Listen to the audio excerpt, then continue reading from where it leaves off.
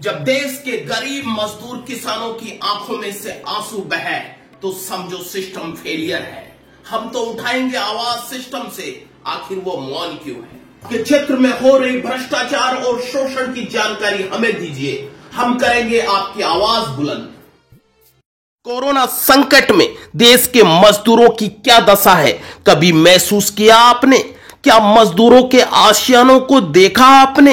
नहीं देखा तो आइए हम दिखाते हैं आपको।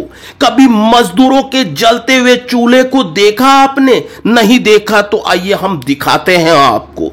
आज हम अपनी ग्राउंड रिपोर्ट में आपको मजदूरों के दर्द की सच्चाई को बयां करेंगे।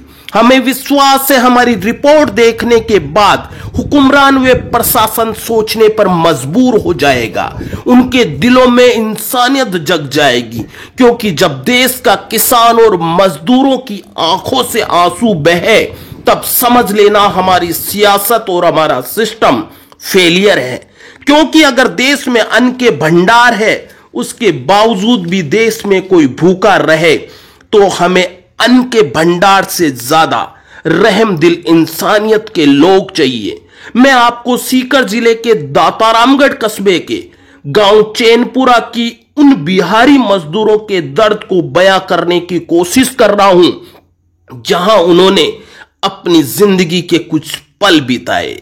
बिहारी मजदूरों ने अपनी नीतीश सरकार से उम्मीद लगाई थी कि जिस तरह यूपी के सीएम योगी आदित्यनाथ ने लॉकडाउन के बावजूद भी अमीरों के लाडले आईआईटी और एमबीबीएस करने वाले विद्यार्थियों को कोटा से अपने राज्य बुला लिया था, वैसे ही इन्होंने सोचा कि शायद बिहार सरकार भी ऐसा कर ले। लेकिन बिहार सरकार ने ऐसा नहीं किया, क्योंकि ये गरीब थे, इनके माँ बाप गरीब है और इस देश में गरीब होना एक गुनाह है। जिन मजदूरों ने देश की अर्थव्यवस्था को अपनी पसीनों की बूंदों से सींचा हो, अगर उसी देश में मजदूर तकलीफ में है तो सियासत का रंग बदलना चाहिए, व्यवस्था का प्रारूप बदलना चाहिए। अगर ये नहीं बदला तो फिर एक बार देश में दुनिया के मजदूरों एक हो जाओ जैसा स्लोगन आना चाहिए। मैं आज उन मजदूरों के दर्द को आपके सामने लाने की कोशिश करूंगा। हो सके आपके दिल में इंसानियत जग जाए और आप उन मजदूरों का भला कर बैठो, उनके दर्द को अपना दर्द समझ बैठो। आइए चलते हैं उन मजदूरों के दर्द की दास्तां सुनने। नमस्कार, आज मैं जिस जगह खड़ा हूं एक ऐसी जगह है, हम ये कह सकते हैं कि ये मजदूरों का आशियाना है। मैं आपको बता सकता हूं कि इस लॉकडाउन में मैं बार बार रिपोर्टिंग में ये बताने की कोशिश कर रहा था कि इस लॉकडाउन में सबसे ज्यादा अगर कोई परेशान हुआ है तो मजदूर वर्ग हुआ है। इन मजदूरों के लिए प्रशासन दावा कर रही है कि हमने उनके लिए बहुत कुछ किया है। आज ग्राउंड रिपोर्ट में मैं दिखाने की कोशिश करूंगा कि एक मजदूर है वो किस तरह से अपनी जिंदगी जीता है। प्रशासन और हुक्मरान के जो दावे हैं वो दावे वास्तव में कितने हकीकत में है, ये जानने की कोशिश करेंगे। मैं चाहूंगा कैमरामैन थोड़ा सा कैमरा आगे लाइए। ये इनका आशियाना है, हम कह सकते हैं कि पुराने टेन है। इस टेंट शेड से ही इन्होंने अपना महल बना लिया है, मैं ये कहूंगा तो कोई कम नहीं है।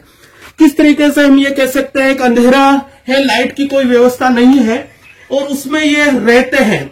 और इस रहने का मतलब क्या है, ये सब हम ये कह सकते हैं ये मजबूरी है कि हम ऐसी जिंदगी जी रहे हैं। बिहार सरकार दावा करती है कि हम हमारे जो भी क्षेत्र में जहां मजदूर फंसे हुए हैं उनके लिए हम हमेशा प्रयास करेंगे, लेकिन यहां सरकार के वो दावे हैं वो नाकाफी है। यहां पर हम बात करेंगे कुछ मजदूरों से, उनके दर्द को समझने की कोशिश करेंगे। यहां पर एक युवा है, क्या नाम है आपका? सुनील कुमार। सुनील, बिहार से हो? जी। बिहार से यहाँ पर आप मजदूरी करते हो? जी। अच्छा ये बताओ कहाँ रहते हो आप?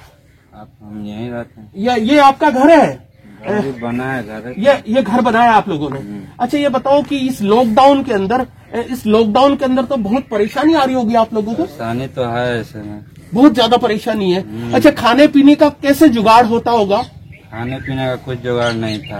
कोई जुगाड़ नहीं है? मदद हुआ सरपंच से, कोई स्थानीय यहाँ के जो लोग हैं उनसे, कुछ ग्रामीण लोग से आप लोगों का गुजारा चल रहा है। ये देख लीजिए, प्रशासन दावा कर रही है, यहाँ की स्थानीय प्रशासन में दातारामगढ़ ब्लॉक की बात कर रहा हूँ, यहाँ के बड़े हम ये कह सकते हैं कि राजनीति दृष्टि से, प्रशासन की दृष्टि से बड़ा एरिया है, लेकिन एक मजदूर को अगर मान लीजिए कि प्रशासन मदद नहीं पहुंचाए तो ये सवालिया निशान उठाता है। यहाँ पर एक और है, हम ये कह सकते हैं कि मजदूर है, जिंदगी में बहुत तकलीफ देखी है, आज फिर इन्होंने तकलीफ का सामना है। क्या नाम है आपका? रामजी चौधरी।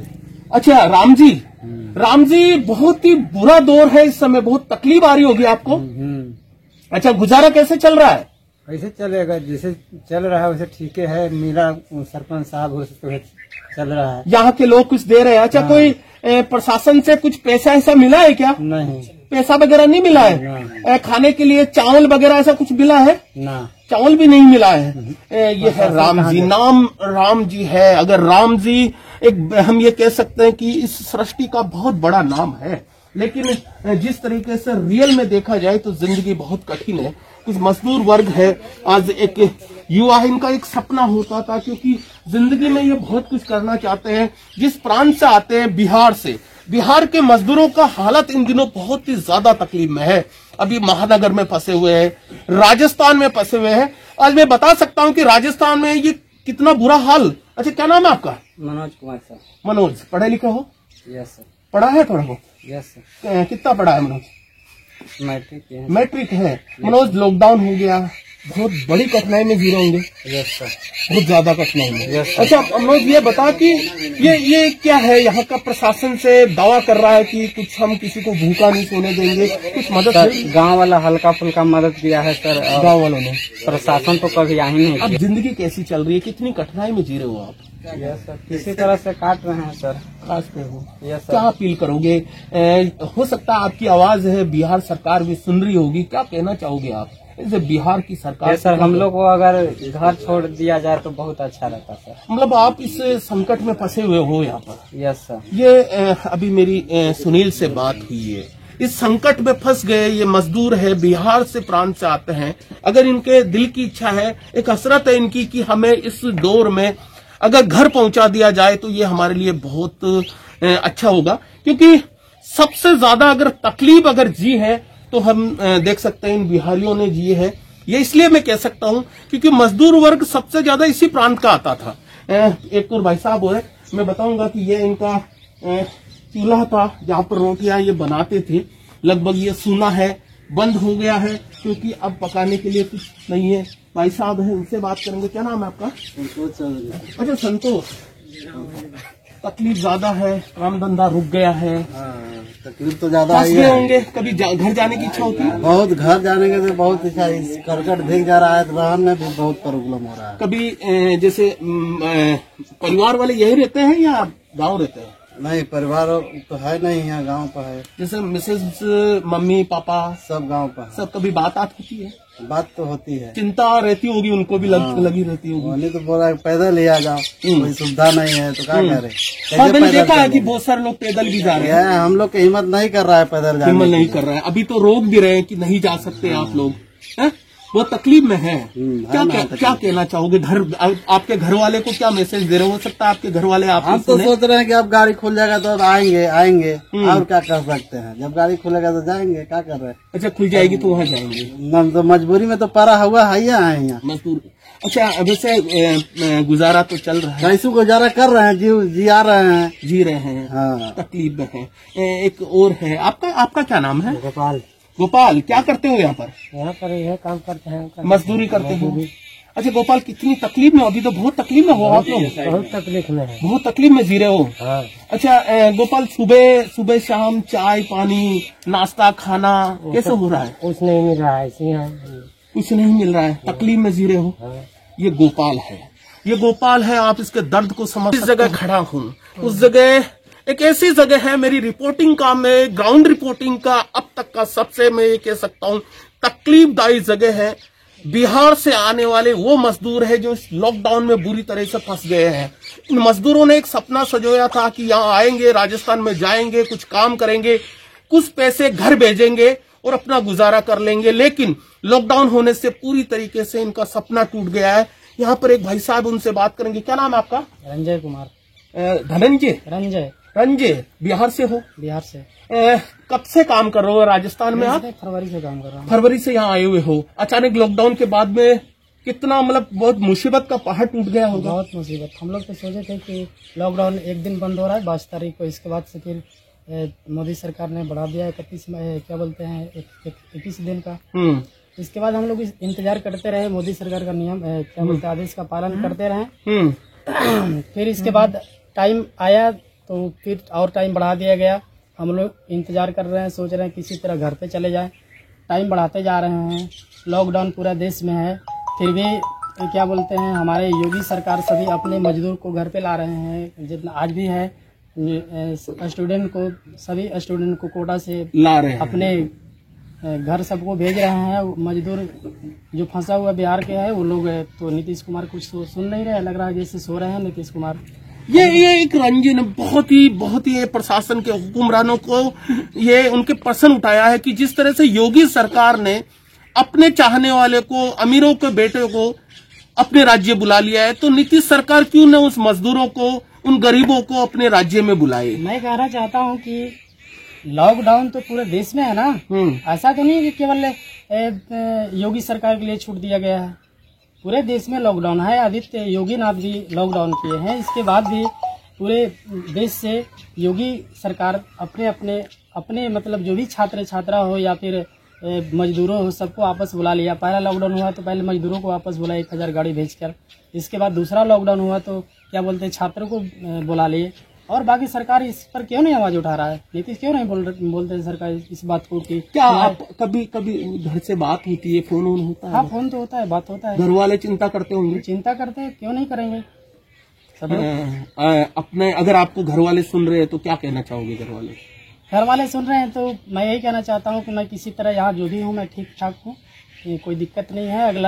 अगले आदेश तक, सरकार का अगला आदेश तक मैं इंतजार कर रहा हूँ। जब भी गाड़ी चलेगा हम लोग यहाँ से चले जाएंगे। अच्छा, एक और है, आप बिहार से हो। बिहार सरकार की आपने उससे बात भी कही है, नीतीश की कार्य प्रणाली को आपने कहा है कि वो आपकी आवाज सुने।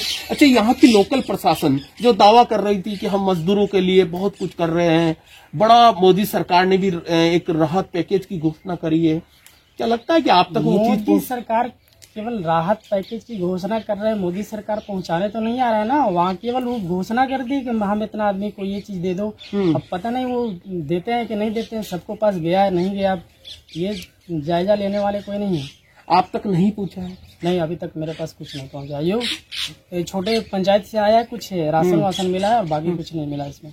मतलब ऐसा कोई आप लोगों को कोई आर्थिक सहायता के तौर पर ऐसा कुछ मिला? कोई आर्थिक सहायता नहीं मिला।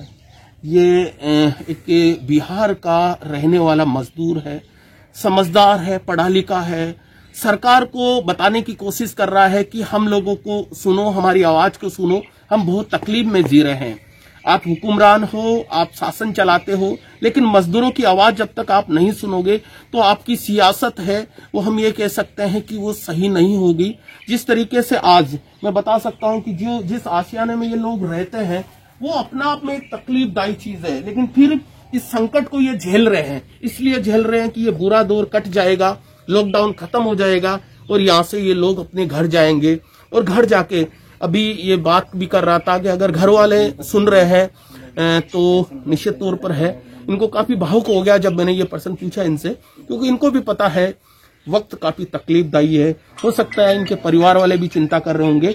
मैं चाहूंगा कि स्थानीय प्रशासन है उनके राहत पैकेज पहुंचाए, इनके लिए मदद करे। और भामाशाहों से भी अपील करूंगा कि भामाशाह जो बिहार के फंसे हुए ये मजदूर है, इस चैनपुरा ग्राम पंचायत के जो मजदूर है, इनकी मदद करे, क्योंकि ये संकट का दौर है। उस संकट के दौर में मदद करता हुई भगवान होता है, इसलिए हम सबको इनकी मदद करनी चाहिए। अगर आपको हमारा चैनल पसंद आया हो तो प्लीज इसे लाइक और शेयर करें। आपकी कोई राय हो तो नीचे कमेंट बॉक्स में जरूर लिखें। इसी तरह देश प्रदेश गांव गलियारों की खबर के लिए हमारे चैनल को सब्सक्राइब करें। डीडी लाइव, सच की आवाज।